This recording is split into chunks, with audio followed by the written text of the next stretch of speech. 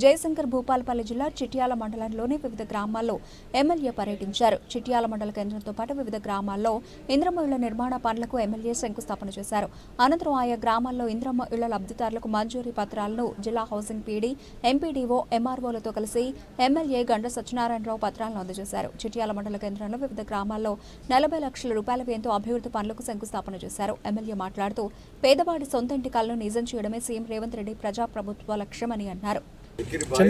PD housing గారిని, అదేవిధంగా DE గారిని, ఏఎంసీ చైర్మన్ గారిని, తహసీల్దార్ గారిని, ఇతర శాఖల అధికారులు, ప్రజాప్రతినిధులు, లబ్ధిదారులు, గ్రామస్తులు, అదేవిధంగా ప్రింట్ అండ్ ఎలక్ట్రానిక్ మీడియా పత్రికా ప్రతినిధులకు అందరికీ పేరు పేరున స్వాగతం తెలియజేసుకుంటూ చిట్యాల, చింతకంఠరాంపల్లి, కైలాపూర్ ఉందా, ఎల్లిరెడ్డి ఉందా, ఎల్లిరెడ్డి రాంపల్లె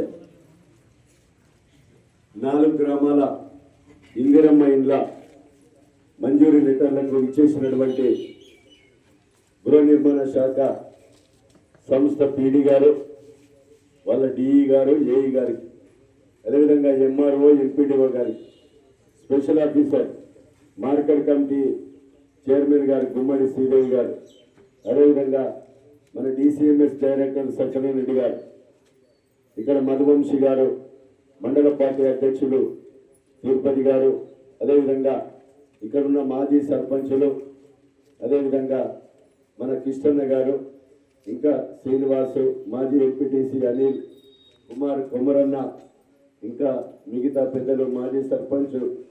ఈరోజు ఈ రాష్ట్ర ప్రభుత్వం 4.5 లక్షల ఇండ్లు, నియోజకవర్గానికి 3,500 చొప్పున ఈరోజు మొదటి విడతగా మనకి ఇందిరమ్మ ఇండ్లు మంజూరి బహిర్గతంగా పేదలకు, నిరుపేదలకు ఇవ్వాలనే ఉద్దేశంతో బజార్లు పెట్టిస్తున్నా. రాష్ట్రంలోని ఏ ఎమ్మెల్యే కూడా చేస్తలేడు.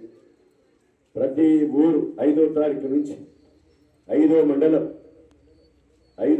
ప్రతి ఊరు తిరుగుతూ అక్కడ గ్రామ సమస్యలు తెలుసుకొని, ఇంకా నిరుపేదలు ఎంతమంది ఉన్నారు, ఎన్ని ఇండ్లు అవసరం ఉన్నాయి, ముఖ్యమంత్రి గారిని అడిగి ఈరోజు మొదటి దశలో మీరు ఈ చిట్యాల్లో దాదాపు ఇక్కడ మీరు 69 పేర్లు ఇచ్చారు.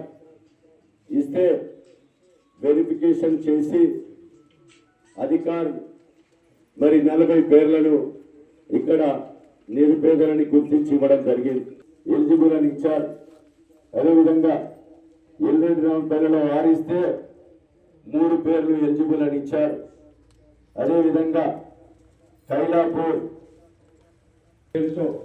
ఆర్పిహెచ్ ఐఏవై కింద సిమెంట్ తీసుకున్నారని, బిల్లులు తీసుకున్నారని, మనం తీసుకోకుండా మధ్యధరం స్లాబ్ లెవెల్ గోడలు లేపితే మరో 1 లక్ష వేయడం, స్లాబ్ వేస్తే 2 లక్షలు మీ ఖాతాలో వేయడం, పూర్తి చేసుకొని తలుపులు పెట్టుకుంటే మీ ఖాతాల్లో వేస్తున్నాం, వేయబోతున్నామని కూడా మీకు ఈ సందర్భంగా తెలియజేస్తున్నా.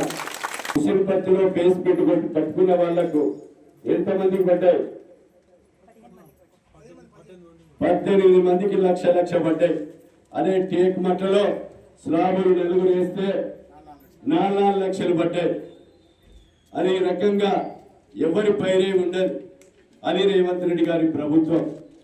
గతంలో ఏం జరిగిందంటే, మనం సిమెంటు 5 బత్తాలు మనకిచ్చి వాడు 50 బత్తాలు తిని ఓ 10,000 బిల్లు తినడం, లేకపోతే 5 ఇవ్వకుండా అమాయకులైతే మొత్తం కూడా బిల్లు ఎత్తుకొని మన పేరు మీద ఈరోజు విచారణ జరిపితే మిస్ అయినాయి. నేను ముఖ్యమంత్రి గారిని మొన్న ఏదైతే పుష్కరాల కాళేశ్వరం వచ్చినప్పుడు ముఖ్యమంత్రి గారి బండికి అడిగిన, ముఖ్యమంత్రి గారు ఈ రకంగా పేదవాళ్ళు ఊరికి 5, 10, 20 మంది ఉన్నారు, మరి వాళ్ళకు చూస్తే గుడిసి ఉన్నది, సిమెంట్ తీసుకున్నట్టుగా బిల్లు తీసుకున్నట్టున్నది, మరి అప్పుడు తిన్నాడు, వాళ్ళకి మాత్రం ఏం అంటలేదు, దీన్ని రిలాక్స్ చేయమని, మాఫీ చేయమని ముఖ్యమంత్రి గారిని అడిగితే ఈ మొదటి విడత నడవని 2వ విడతల మాఫీ చేసి రిలాక్స్ ఇచ్చి పేదవాళ్ళందరికీ ఇందిరమ్మ ఇండ్లు కట్టించే కొరకు ప్రభుత్వం జీవో తీస్తామని చెప్పడం జరిగింది. దాన్ని అందరూ కూడా అర్థం చేసుకోవాల్సిందిగా మీకు ఈ సందర్భంగా తెలియజేస్తున్నా. మీకు 69 ఓకే అంటే 69 ఇచ్చేవాడిని. ఎందుకంటే మండల హెడ్ క్వార్టర్లో పేదవాళ్ళందరికీ ఇందిరమ్మ ఇల్లు కట్టించాలనే దృఢ సంకల్పం మాకుంది, ప్రభుత్వం దగ్గర ఉంది.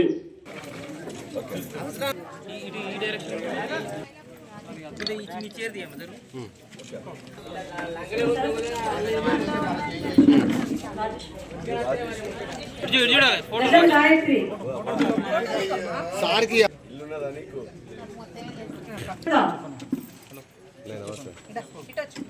లక్ష్మి,